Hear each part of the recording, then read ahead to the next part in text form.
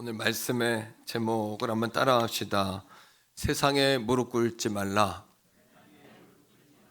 세상에 무릎 꿇지 말라. 이 제목은 제가 창의적으로 만든 제목은 아니고요. 2010년경에 에이든 토저라는 분의 책이 나왔는데 이분 책 제목이 세상에 무릎 꿇지 말라 이런 제목입니다. 우리 그리스도인들이 하나님의 자녀가 되었다고 하지만 세상과 타협하는 그런 삶을 살아서는 정말 하나님의 능력이 나타나는 그리스도인으로 살아갈 수 없다라고 말하면서 우리가 세상에 타협할 것이 아니라 세상의 통로가 되어야 된다. 세상 가운데 거룩한 통로, 축복의 통로, 또 복음의 통로가 되어야 된다. 그리고 엘리야 시대 때 하나님 나밖에는 없습니다. 왜 나만 이렇게 해야 되나요? 그럴 때 하나님께서 너 말고도 내가 7천의 용사를 남겨두었다 라고 말씀하신 것처럼 우리가 이 마지막 때를 살 때에 세상에 무릎 꿇을 것이 아니라 하나님 앞에 엎드리는 남은 자가 돼야 된다라고 이 책은 우리에게 이야기합니다. 그 책 내용 가운데 세상과 화목하려고 하지 말고 하나님과 화목하라 글이 있고요. 또 세상에 인정받으려고 하지 말고 하나님께 판단받으라 이런 글이 있습니다. 또 세상에 굴복하지 말고 예수님께 엎드리라. 또 세상에 무릎 꿇지 말고 하나님께 무릎을 꿇으라 이런 내용도 있고요. 또 세상과 자신을 비교하지 말고 예수님과 자신을 비교하라 이런 아주 주옥 같은 글들이 이 책에 기록되어 있죠. 오늘도 저와 여러분들이 세상에 무릎 꿇지 않는 남은 자가 될 수 있기를 축복합니다. 하나님은 이 남은 자들을 통해서 하나님의 역사를 진행해 가시는 거예요. 하나님이 사람을 통해서 일도 하시잖아요. 그런 사람들을 통해서 역사하시는 거죠. 지금부터 77년 전에 우리나라가 광복을 하나님께서 허락해 주셨습니다. 그래서 1945년 8월 15일에 고대하고 고대했던 정말 사모하고 사모했던 역사적인 광복을 우리가 맞이하게 된 것이죠. 올해가 바로 77주년이에요. 1910년에 우리나라가 강제로 한일 합방을 당했습니다. 우리나라를 일본에 부탁하고 근대화되고 있는 일본에게 우리나라의 발전을 의뢰한 것이 아니고 강제로 한일 합방이 된 것이죠. 이 기간을 아무리 아름답게 포장해도 식민지의 세월이었고 또 식민지의 세월이라는 것은 이름을 바꾸는 세월이었습니다. 저희 할머님 세대에도 우리 할머님이 1907년생이신데 할머님께서 성이 다르셨어요.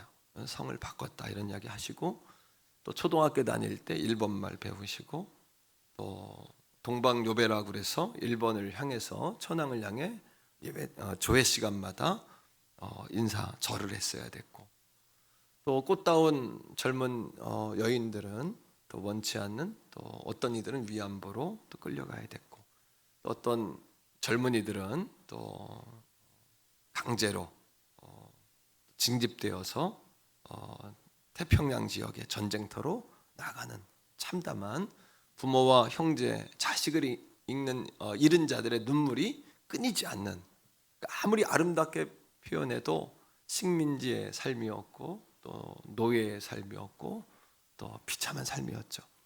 그러나 역사적으로 100여 년 전에 나라를 뺏기고 77년 전에 해방을 맞이하고 또 5, 6년 지난 다음에 또 전쟁이 발발되어서 온 나라가 완전히 초토화된 완전히 여러분 다 무너진 이런 상황 가운데 세계 역사적으로 자유민주주의를 지키고 있고 지금은 자유민주주의의 기준은 우리가 마음껏 신앙생활을 할 수 있느냐 그렇죠?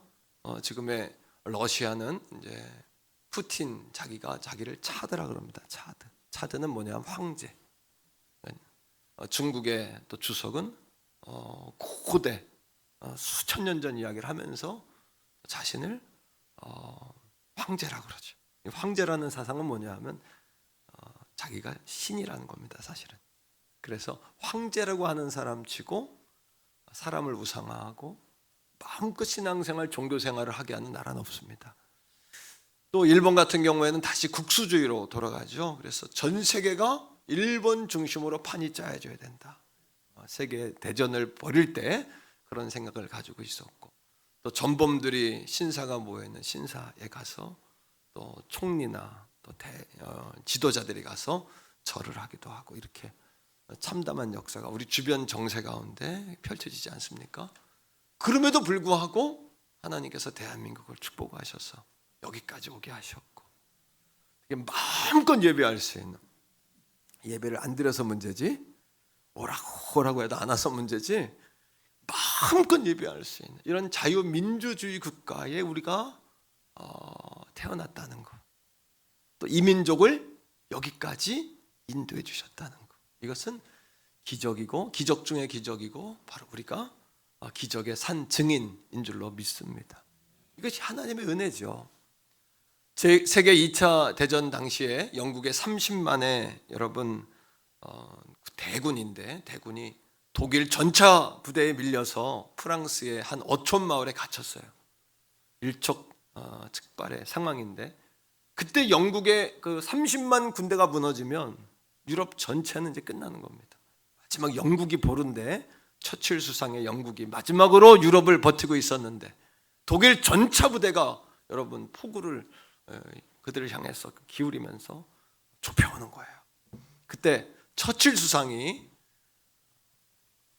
당시에 성공의 주교였던 윌리엄 템플 주교를 만납니다.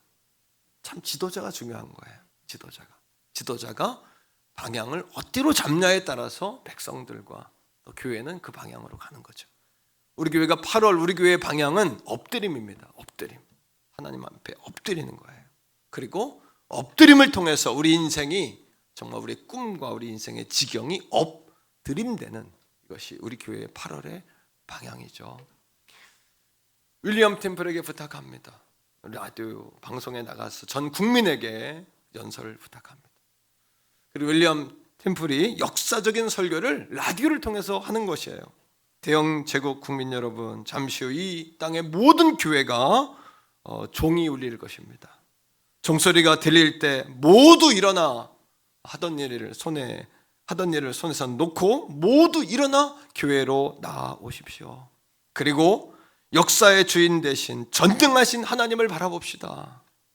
지금이야말로 하나님의 도우심이 절실히 필요할 때입니다. 한번 따라합니다. 전능하신 하나님을 바라봅시다. 한 번 더, 지금이야말로 하나님의 도우심이 절실히 필요할 때입니다. 이 시대를 말하고 있는 것과 같은 것 같아요. 하나님의 도우심이 절실히 필요합니다.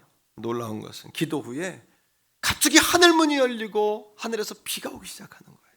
며칠 전 우리나라에 쏟아졌던 아마 그런 어마무시한 폭우가 프랑스 어촌 마을 지경에 정말 물폭탄처럼 쏟아부어졌어요. 여러분, 그러자 진흙탕이 되고 독일의 전차 부대가 앞으로도 못 가고 뒤로도 못 가는 어려움에 빠지게 되었죠. 그 틈을 이용해서 영국의 30만 군대가 여러분 탈출을 시도했습니다. 그리고 전열을 정비해서 독일의 전차 부대를 어떻게 다 여러분 물리치고 이기는 역사적인 사건이 펼쳐진 거예요. 어떤 분은 목사님, 그럴 수도 있죠. 우연의 일치겠죠. 라고 말하는 분도 계시겠지만, 더 중요한 것은 따라합니다. 기도하지 않으면 우연의 일치도 일어나지 않는다. 목사님, 우연의 일치죠. 어쩌다 보니까 그렇게 된 거겠죠. 하지만 우리 교회가 말해주잖아요. 우리 교회가 기도의 결과 아닙니까? 날마다 기도하고 엎드림을 통해서 하나님의 역사로 작은 것 하나까지도 하나님의 도우심으로 여기까지 오지 않았습니까?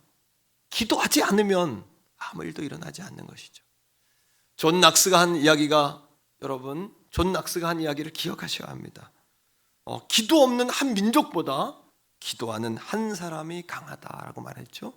뿐만 아니죠. 무릎 위에 놓인 나라는 무기 아래 놓인 나라보다 강하다. 한번 따라합니다. 무기보다 무릎이 강하다. 믿습니까, 여러분? 무기보다 무릎이 강한 것입니다. 오늘 우리가 세상에 무릎 꿇을 것이 아니라 하나님께서 말씀하신 남은 자가 되어서 하나님께 엎드리는 저와 여러분들이 될 수 있기를 간절히 축복합니다. 이사야서 30장 26절 말씀 가운데 이런 말씀이 있어요. 하나님께서 우리를 회복시키실 때 이러한 놀라운 역사가 일어난다는 거예요. 하나님께서 우리를 회복시킬 때 말입니다. 다 같이 한번 읽읍시다. 시작. 여호와께서 자기 백성의 상처를 싸매시며 그들의 맞은 자리를 고치시는 날에는 하나님이 고치시기로 작정하면 우리는 우리에게 그 역사가 필요한 것이. 오늘 이 아침에도 하나님의 역사가 필요한 거예요. 하나님의 도우심이 필요한 것입니다. 다 같이요. 달빛은 뭐가 깼고 햇빛 깼고 햇빛은 7배가 되어 7날의 빛과 같으리라.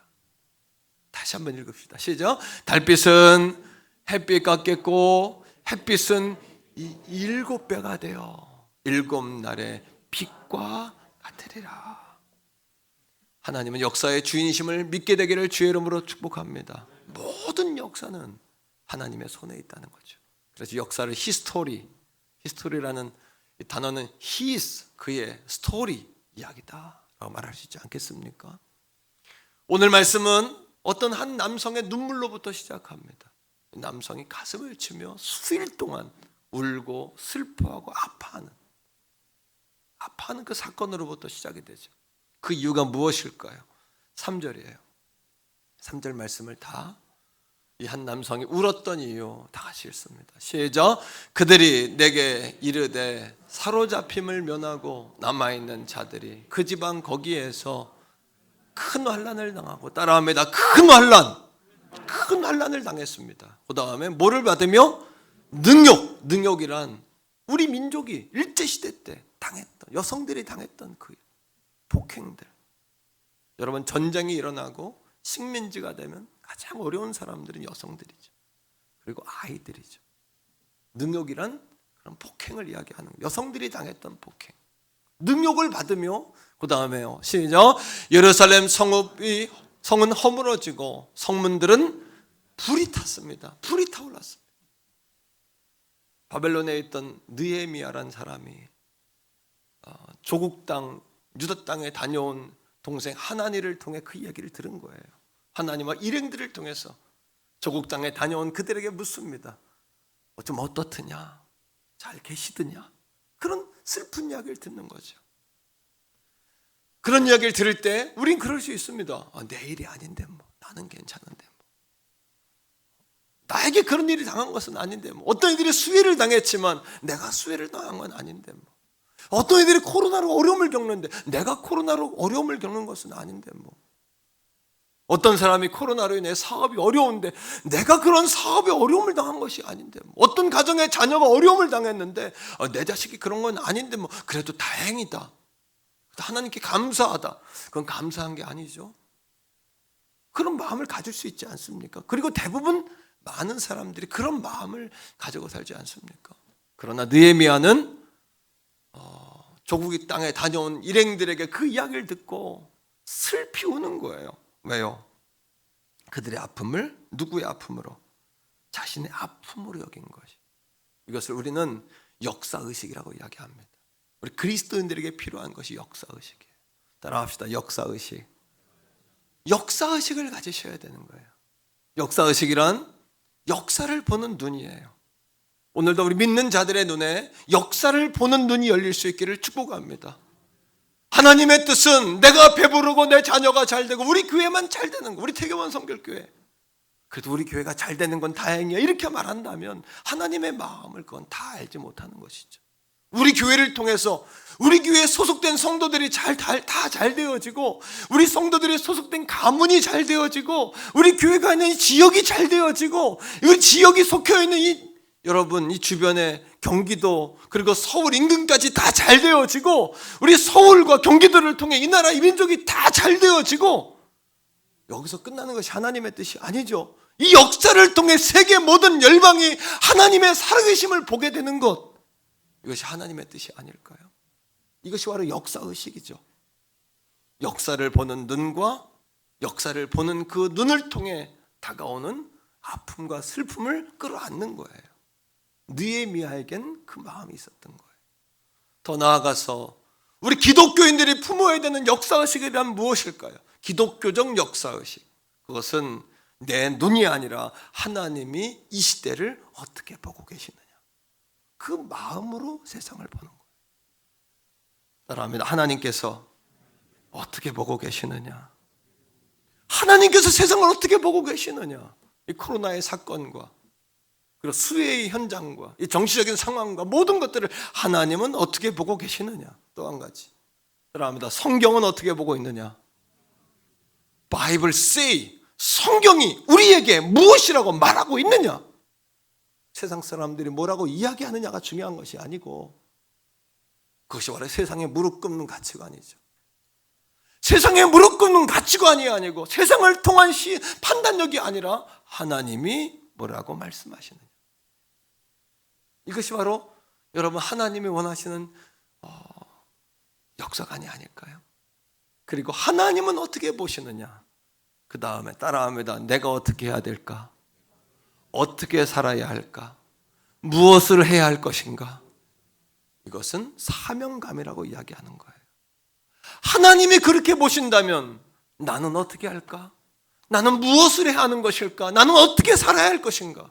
우리 태교원 성결교회가 이 시대를 살아가면서 오늘 해방 77주년을 맞이하는 이 복되고 거룩한 날, 축복의 날에, 그리고 하나님의 도우심이 아니었다면 여기까지 올 수 없다라고 모두가 시인하는 이 고백의 현장 앞에서 우리 태교원 성결교회 성도들과 오늘 이 말씀을 듣는 모든 사람들의 마음에 어떤 사명감을 가져야 할까요? 그러니 느헤미야가 그 하나님의 눈으로 동족을 바라보고 조국을 바라볼 때 90년 전에 포로기환을 통해 스룹바벨, 영적 지도자인 스룹바벨과 대제사장이었던 여호수아와 그들이 가서도 민족이 회복이 안 돼요. 수만 명을 하나님에 돌려보냈는데도 안 되는 겁니다. 뿐만 아닙니다. 그 당시에 가장 영향력이 있었던 스승이었던 학사 에스라, 이스라엘 모든 백성들이 존경했던 학사 에스라가 가지만 14년 전에 가보지만 안 되는 겁니다. 그렇다면 하나님, 스룹바벨도 못하고 여호수아도 못하고 학사 에스라도 못하면 이건 어떻게 해야 되는 겁니까? 울고 있는 거죠. 울고 있는 거죠. 사랑하는 성도 여러분, 하나님은 부패한 상황과 저물어가는 이 시대를 바라보면서 울고 있는 자를 쓰시는 거예요. 오늘도 그것을 아파하는 자를 쓰시는 거예요. 우리 태교원 성결교회가 부흥되고 우리 다음 세대가 자라나고 키워줘야 되는 목적과 이유가 여기에 있는 것이에요. 그것을 하나님은 기뻐하시는 거예요. 자, 4절입니다. 느헤미야가 그 얘기를 듣고 어떻게 합니까? 자, 읽읍시다. 시작. 내가 이 말을 듣고 앉아서 울어요. 그 다음에 수일 동안 슬퍼하며 됐습니다. 여기까지는 예수 믿는 사람이나 안 믿는 사람이나 젊은이나 노인이나 애들이나 다 할 수 있는 거예요. 매스컴을 통해, 신문을 통해, 지면을 통해 우리의 눈으로 이 시대를 바라볼 때 여러분, 영적인 눈으로 바라보지 않고 믿음의 눈으로 바라보지 않으면 감사할 게 별로 없어요. 하나님이 해주실 줄 믿고 감사하는 거고, 하나님이 하신 것으로 알고 감사하는 거고, 주님 때문에 감사하는 거지, 오늘도 나를 보면 절망이에요. 오늘 자기를 받는, 자기 자신을 내가 볼 때 그렇게 소망이 있고 희망이 있는 사람이 있나요? 하나님이 나와 함께 하시니까 우리가 소망이 있는 거죠. 예수 그리스도가 나와 함께 하시니 우리가 소망이 있는 것이죠. 그렇게 여러분 고상하고 경건하고 흠없고 티 없는 사람이 있습니까? 우리 가운데 아무도 없는 것이죠. 그런데 세상 사람들하고 똑같은 거죠. 뭐요? 울고 수일 동안 슬퍼하는 거는 믿는 자나 안 믿는 자나 다 할 수 있는 겁니다. 그러나 사명의 첫걸음은 따라합니다. 하나님 앞에 엎드리는 것이다. 우리 믿는 그리스도인들이 믿음의 눈을 가지고 세상을 바라보고 하나님의 마음을 가지고 세상을 바라보고 성경을 통해 세상을 바라봤다면 그 다음엔 우리가 무엇을 해야 될까, 어떻게 해야 될까라는 고민 가운데 첫 걸음은 무엇이냐 하면 하나님 앞에 가서 엎드리는 거죠. 천지를 지으신 엘로힘의 하나님, 전능하신 엘 샤다이의 하나님, 오늘도 우리를 치료하시는 여호와 라파의 하나님, 오늘도 여러분 우리의 미래를 준비하시는 여호와 일의 하나님, 오늘도 우리를 푸른 초장 잔잔한 물가로 인도하시는 여호와 로이의 하나님, 그 하나님 앞에 엎드리는 것이죠. 부와 기와 권세와 영광이 우리 하나님께 있는 줄로 믿습니다. 여러분, 여러분들이 생각한 기도 잘한 어떤 그림입니까? 어떤 사람은 기도 잘한 세상과 담을 쌓고 산꼭대기에 올라가서 세상을 바라보지 않으면 오직 주님만 바라보고 주여 삼창하는 사람, 물론 이것이 기도자의 모습일 수도 있습니다만 진정한 기도자란 누굴까요? 자, 느헤미야가 운 것만 아니라 그 다음에 하늘에 시작, 하늘에 하나님 앞에 금식하며 기도하여, 금식하며 기도하는 겁니다. 오늘도 하나님이 쓰시는 사람은 다윗과 같은 사람, 다윗이 골리앗을 이겼기 때문이 아니에요. 골리앗을 보면서 다윗이 울었기 때문이에요. 모든 사람들은 피하고 골리앗 앞에서 벌벌 떨고, 어떤 사람은 청탁을 넣었을 수도 있죠. 야비한 사람, 얍삽한 사람은. 그러나 다윗은 그 하나님을 모욕하고 수치를 주는 그 앞에 눈물을 흘린 거예요. 그러니 하나님이 다윗을 쓰신 겁니다. 오늘도 이 시대를 바라보면서 눈물을 흘리는 자를 하나님은 쓰십니다. 안타까운 자를 하나님은 쓰십니다. 하나님 어떻게 하면 좋겠습니까? 우리가 무엇을 해야 되겠습니까? 내가 할 수 있는 일이 무엇일까요? 하나님, 온 땅에 하나님의 말씀이 사라지고 하나님의 영광이 떠났을 때에 사무엘이라는 선지자가 하나님 앞에 우는 거예요. 하나님 어떻게 하면 좋겠습니까? 어찌해야 되겠습니까? 그러니 하나님의 사무엘을 쓰는 겁니다. 하나님의 마음을 알았던 소년이 있어요. 하나님께서 이 땅을 바라보시면서 내가 누구를 보내랴, 내가 보낼 자가 없구나, 누가 내 마음을 알랴, 누가 나를 대신해서 갈고. 그런데 그 음성을 지도자도 있었고 왕도 있었고 제사장도 있었고 서기관도 있었고 부자도 있었고 노인도 있었고 지혜로운 사람도 있었지만 그 얘기를 누가 듣냐 하면 17세의 어린 소년이었던 이사야가 듣는 거예요. 그리고 하나님, 자신이 뭐 자격이 있겠습니까? 뭐 능력이 있겠어요? 어린 나이에 하나님의 음성을 듣고 나니 가슴에서 북받쳐 오르는 거룩한 이 분노와 북받쳐 오르는 이 거룩한 하나님의 열정을 금할 길이 없으니, 하나님, 내가 해보면 안 될까요? 하나님, 내가 여기 있습니다. 좀 내가 해보면 나도 할 수 있을까요? 할렐루야. 하나님은 누구를 쓰신다고요? 아버지의 마음을 알고 아버지의 눈으로 세상을 바라보며 오늘 이 아침에도 울고 있는, 가슴을 치며 하나님, 부족하지만 나를 좀 써주세요. 나도 쓰임받고 싶어요가 아니라 하나님 마음을 알고 나니 하나님, 내가 하나님은 부족하지만 하나님 영광을 드러내는 사업가가 되고 싶고 하나님의 영광을 나타내는 주의 종이 되고 싶고요. 하나님, 내가 그런 목회자가 되고 싶고요. 그런 내가 거룩한 하나님 나라의 일꾼이 되고 싶습니다. 이렇게 고백하는 사람, 오늘도 하나님께 엎드리는 자가 세상의 소망입니다. 우리 선포합시다. 하나님께 엎드리는 자가 이 시대의 대안이다. 세상의 소망이다. 아멘이십니까? 세상에 엎드리는 자가 아닙니다. 세상에 엎드리는 자는 시대가 바뀌고 정권이 바뀌고 주류가 바뀌면 날마다 엎드립니다, 그 사람들에게. 하지만 하나님께 엎드리는 사람은 지조가 있지요. 오직 온 땅의 우주의 주인이요 왕이요 온 땅의 주권자가 하나님이심을 믿기에 오로지 하나님께 예배하고 하나님께 엎드리는 일에 전심전력하는 것입니다. 아멘세요, 여러분. 할렐루야.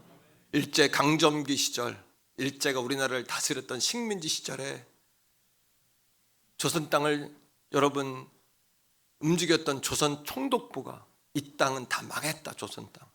끝났다. 이제 조선 땅은 끝났다. 그러나 이 조선 땅에 희망을 줄 수 있는 유일한 기관이 있다. 우리가 그 기관을 주목해야 한다. 우리가 끝끝내 그 기관의 불씨를 우리가 꺼야 한다. 그것이 바로 조선의 교회다 라고 이야기했어요. 조선 총독부가 일제강점기 시절에, 왜요? 우리의 신앙의 조상들이, 믿음의 조상들이, 우리 성결교단도 오히려 고난이 영광이에요. 당시에는 고난이었으나 일본이 천황을 섬기게 하고 여러분 또 신사를 참배하게 하는데, 우리 기독교 대한 성결교의 교리는 뭡니까? 재림의 교리가 있어요. 중생성결 신유 재림. 재림의 교리는 뭐냐 하면 이 땅의 왕이신 예수 그리스도가 다시 오신다는 거예요. 이 땅의 왕으로 온 땅을 통치하신다는 것이에요. 그러니 일본인들이 이 땅의 왕이 다시 온다고 자신들은 천황을 섬기게 하고 신사를 참배하게 하는데, 우리 기독교 대한 성결교회 성결교인들은 오직 예수를 왕으로 섬기니 성결교회를 폐쇄해버린 겁니다. 그 당시엔 그것이 고난이었지만 후손들에겐 그것이 얼마나 영광입니까? 예수 잘 믿다 고통당한 거, 예수 잘 믿다가 서러움 받은 거. 그러니 성결교회 한 교회는 30명씩 50명씩 집단으로 불을 질러, 일제시대 때도 6.25 때도 예수 믿는다는 이유로 여러분 우리 교단에 많은 순교지가 어느 교단보다도 라는 말은 참 그렇지만요, 많은 순교지가 있지 않습니까? 30명씩 50명 집단으로 여러분 교회에 몰아놓고 불을 태우고, 그것이 우리 성결교단의 여러분 영적인 정신인 줄로 믿습니다. 여러분 따라합니다. 하나님은 하나님께 무릎 꿇는 자는 세상에 무릎 꿇지 않는다. 기억합시다. 세상에 무릎 꿇지 않으려면 방법이 있어요. 뭘까요? 세상에 무릎 꿇지 않으시려면 난 무릎 꿇지 말아야지. 천만의 말씀. 다 무릎 꿇습니다. 반대로 하나님께 무릎 꿇어야 세상에 무릎 꿇지 않는 거예요. 느헤미야가 하나님 앞에 그 사명감을 가지고 울며 기도하며 하나님께 부르짖었던 기도 제목이 있어요. 5절입니다. 세 가지로, 5절 가운데 세 가지를 찾아보세요. 느헤미야가 기도했던 세 가지 기도 제목 다 같이 읽으면 찾읍시다. 시작.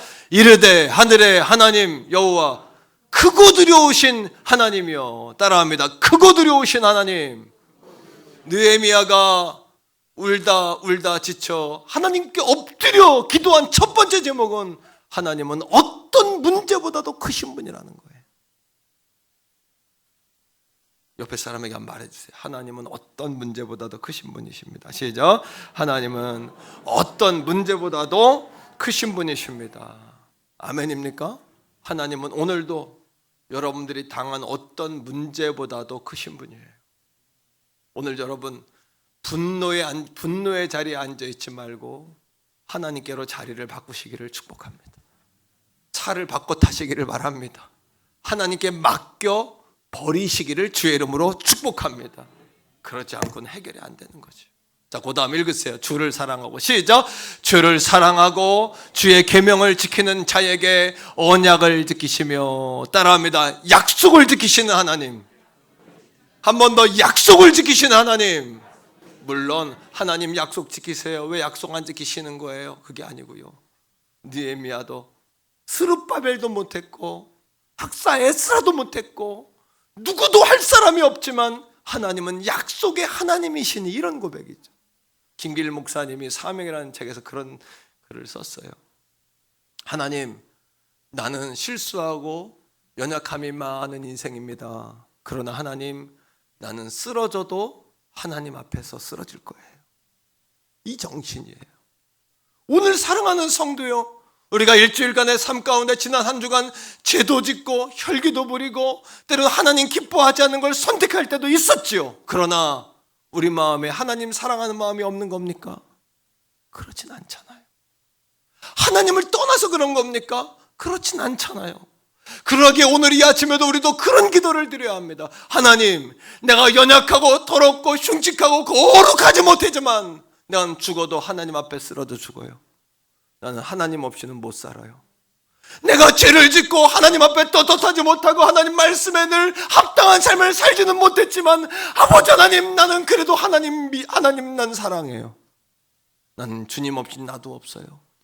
하나님 없이 난 살 수 없단 말이에요. 이런 고백이죠.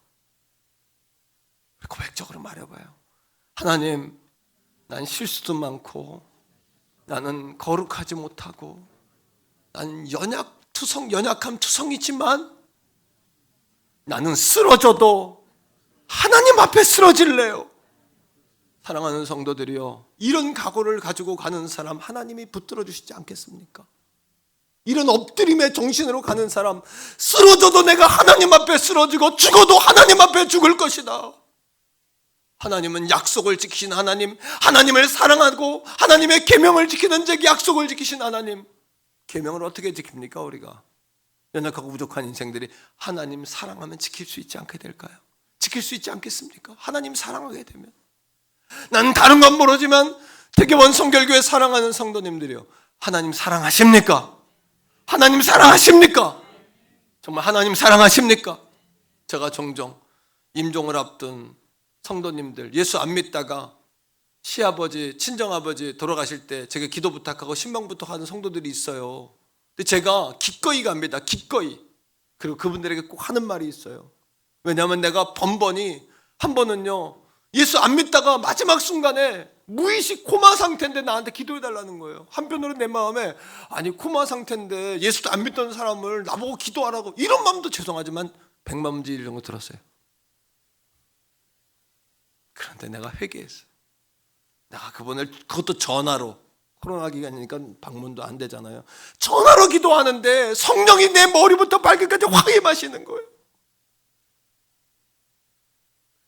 우리가 어떻게 살았든지 간에 마지막 하나님 진심으로 사랑한다고 고백하면, 예수 그리스도 내 구주, 예수 그리스도 내 구주요 고백하면 하나님은 약속의 하나님이시기에 우리를 천국에서 환영하실 줄로 믿습니다. 오늘 이 아침에도 죽어서만이 아니라 오늘 이 아침에 내가 어떤 삶을 살았든지 간에 하나님 내 생명, 예수 내 사랑, 하나님 나는 세상에 무릎 꿇지 않고 하나님께 엎어져 살 거예요. 이런 고백을 드리는 사람 하나님께서 붙잡아 주시지 않겠습니까? 어떤 상처와 어려움 가운데 왔을지라도 그런 사람 하나님이 오늘 이 아침에 새 힘을 주시지 않겠습니까? 여러분들의 인생의 달빛을 햇빛처럼 바꿔주시고, 햇빛은 7배로 7날처럼 하나님이 찬란하게 우리 영혼의 햇빛을 비춰주시지 않겠냐는 거예요. 이어서 계속해서 여러분 말씀을 읽으세요. 자, 긍휼을 시작. 긍휼을 베푸시는 주여 간구 하나이다. 뭐를 베푸신다고요? 긍휼. 긍휼이란 약한 자를 불쌍히 여기는 마음이 긍휼입니다. 그런데 가난하다고, 병약하다고, 성경에 나오는 과부요, 나그네요, 고아라고 가난한 게 아니더라고요. 오히려 가난하면서도 고통 가운데 있으면서도 여전히 자기의 심령은 부유한 사람이 있어요. 나는 가난하지 않다. 내 힘으로 할 수 있다. 누구도 나를 도와줄 수 없다. 난 내 뜻대로 할 것이다. 그런 사람은 하나님도 도울 수가 없어요. 가난하다는 이야기는 내가 육적으로 물질적으로 가난하다는 이야기가 아니라 영적으로 하나님 아니면 나는 없어요. 하나님이 주신 거예요. 하나님 뜻대로 살 거예요. 뒤돌아보지 않을 거예요. 주님 뜻대로 살기로 했어요. 내가 뒤돌아가지 않을 거예요. 주님이세요. 주님이 도와주셨어요. 주님이 하신 거예요. 이런 고백을 갖는 사람, 오늘도 주님 아니면 나는 죽어요. 심령이 가난한 사람. 느헤미야의 심령이 어떻습니까? 스룹바벨도 못했고 여호수아도 못했고 학사 에스라도 안 됐어요. 아무도 할 사람이 없어요. 느헤미야의 심령은 심히 가난해요. 하나님만이 하실 수 있어요. 아버지 어떻게 하면 좋을까요? 그러나 그때 하나님께서, 여러분 아무도 할 수 있는 사람이 없을 때 6절을 보세요. 하나님이 기뻐하시는 기도를 느헤미야가 드리는 겁니다. 오늘 이 아침에 그 기도를 우리가 드려야 돼요. 시작.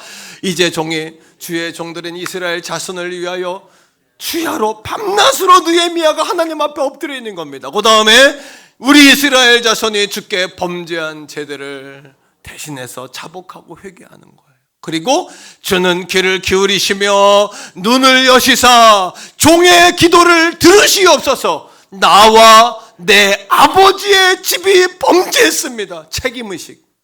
하나님은 오늘도 책임지려고 하는 사람을 쓰신다. 따라합니다. 하나님은 오늘도 책임지려고 하는 사람을 찾고 계신다. 우리의 기도 제목 가운데 많은 것이 있잖아요. 목사, 하나님 우리 교회에 기도자 보내주세요. 전도자 보내주세요. 또 사업에 능력 있는 사람 보내주셔서 물질로 온 땅에 선교사님들을 보내고 어려운 이웃들을 구제하고 하나님 이름 높일 수 있는 일꾼들 주시옵소서. 그 기도도 중요하지만 더 중요한 건 하나님 나를 써 주시옵소서. 내가 그렇게 되기를 원합니다. 여러분, 교회도 되는 교회는 안 되는 교회는 서로 탓하는 교회. 우리 교회는 누구 때문에 안 돼. 우리 교회는 이것 때문에 안 돼. 우리 교회는 무엇 때문에 안 돼. 이건 안 되는 교회의 여러분 특징이에요. 되는 교회는 내가 조금 더 했어야 되는데, 내가 조금 더 기도했어야 되는데, 내가 조금 더 참았어야 되는데. 성숙한 인격을 가진 사람은 누구 때문이 아니라 내가 그때 조금 그 생각이 떠올랐을 때 내가 즉각적으로 했어야 되는데, 내가 순종했어야 되는데, 내가 그때 그걸 미리 예비했어야. 이게 성숙한 인격이에요. 성숙한 신앙이에요. 그런데 성숙하지 못하고 덜 익은 신앙들은 여전히 누구 탓이고 남편 탓이고 아내 탓이고 누나 탓이고 동생 탓이고 엄마 탓이고 아버지 탓이고 동생 탓이고. 여러분, 하나님 다 듣고 계시는 거예요. 그런데 여러분, 느헤미야가 뭐라고 기도해요? 하나님 내 탓입니다. 이 민족이 이런 거 왜 느헤미야 탓입니까? 왜 뭐 때문에 느헤미야 탓입니까? 그건 뭐냐 하면 스룹바벨도 여호수아도 학사 에스라도 사람이 하는 것이 아니라 하나님이 그 사람들을 통하여 일하시는 건데, 이스라엘 백성들이 준비가 안 돼 있고 하나님 앞에 온전히 맡겨드리지 않고 하나님 바라보지 아니하고 여전히 사람 바라보고 우상 바라보고 하나님께 엎드리지 아니하고 세상에 무릎 꿇고 사니 하나님이 그들을 할 수 없는 게 아니라 안 하시는 거예요. 하나님이 안 하시는 거예요. 오늘도 마찬가지예요. 우리의 문제, 하나님 못해서가 아니에요. 안 하시는 거예요. 사랑하는 성도 여러분, 따라합니다. 하나님, 제가 여기 있습니다. 제가 더 기도해야 했습니다. 제가 더 엎드려야 했습니다. 이런 겁니다. 하나님, 제가 더 엎드려야 됐습니다. 오늘도 태교원 선교회 사랑하는 성도들이요, 이 엎드림이라는 두 번째 주제에 오늘 이 제목을 가지고 말씀을 나누잖아요. 세상에 엎드리지 말라는 이야기는, 제가 이 말씀을 정해놓고는 왜 에이든 토저의 책에서 제목을 땄다고 이야기했냐 하면 너무 무거운 거예요. 너무 무서운 거예요. 세상에 무릎 꿇지 마라. 이 제목이 무서운 거예요, 너무. 그래서 제가 제목을 이렇게 바꿨다 저렇게 바꿨다 하다가 세상에 무릎 꿇지 말라는 이야기는 하나님께 엎드리라는 얘기예요. 알아들으십니까? 자, 여러분 계속해서 6절을 보세요. 6절의 말씀을 같이 읽어봅시다. 6절 여러분 6절이 아니라 9절입니다. 9절. 이 느헤미야가 이 하나님의 말씀을 붙잡고 더 강력하게 하나님께 강청합니다. 시작.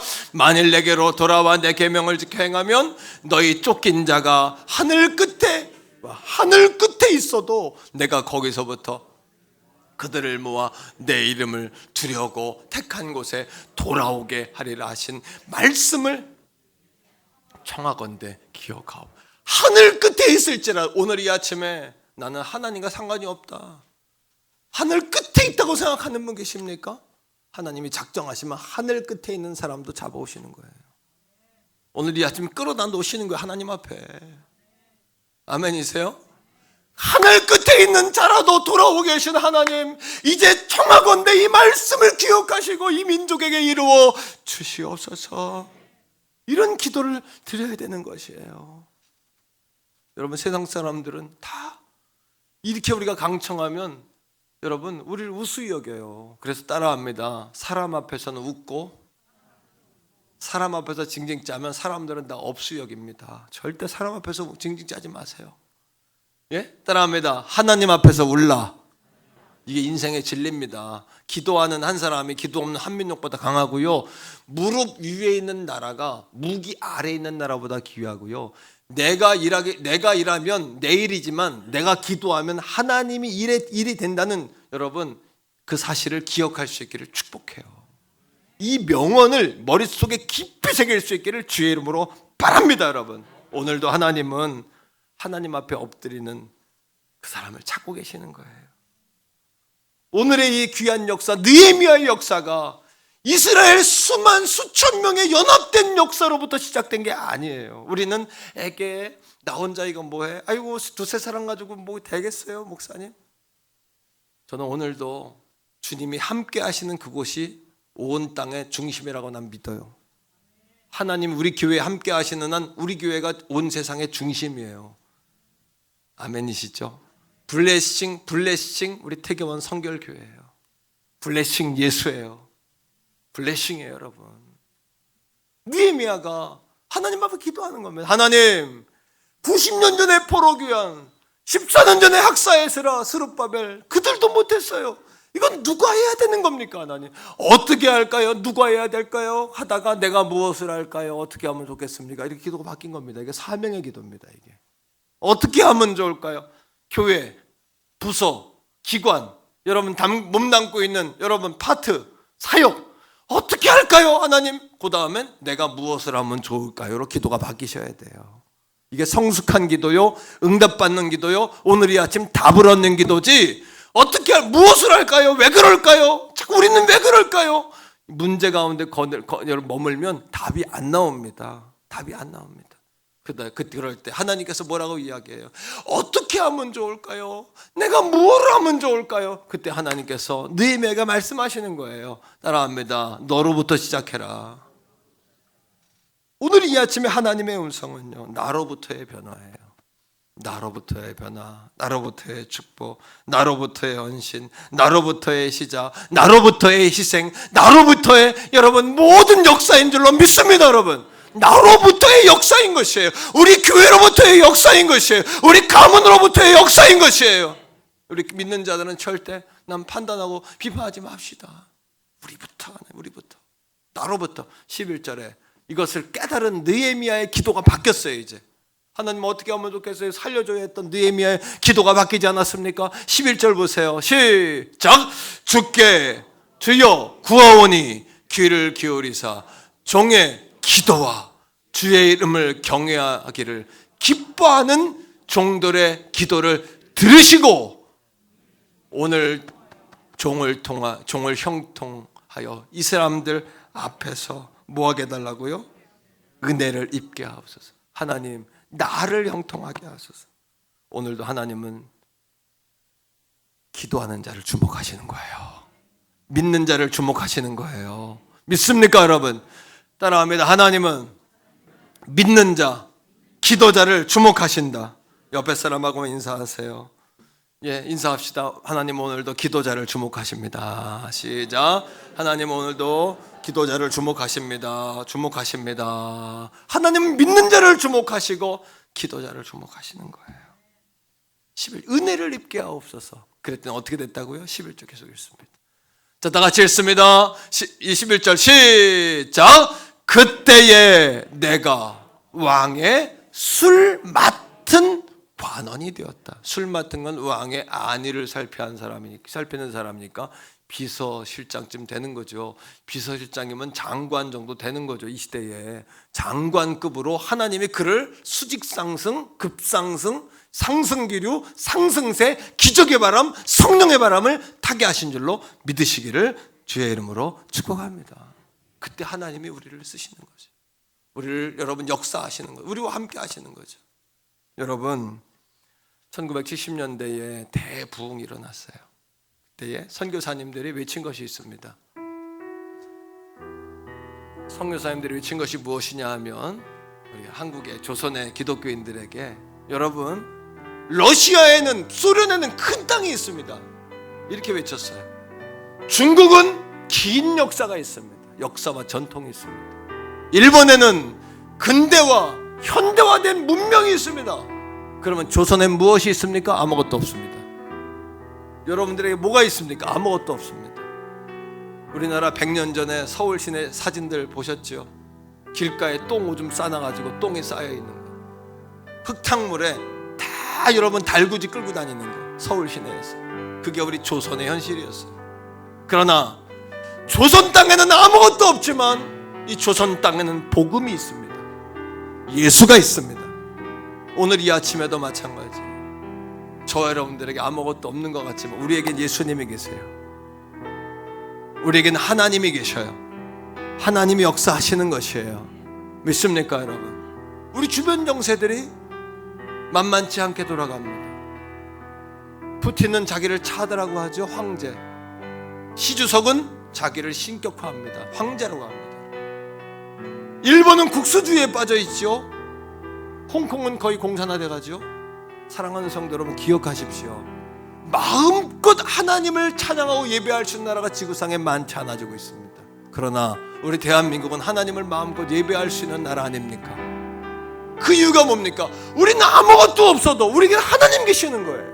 전능하신 하나님이 우리의 능력이요 우리의 무기인 것이에요. 할렐루야.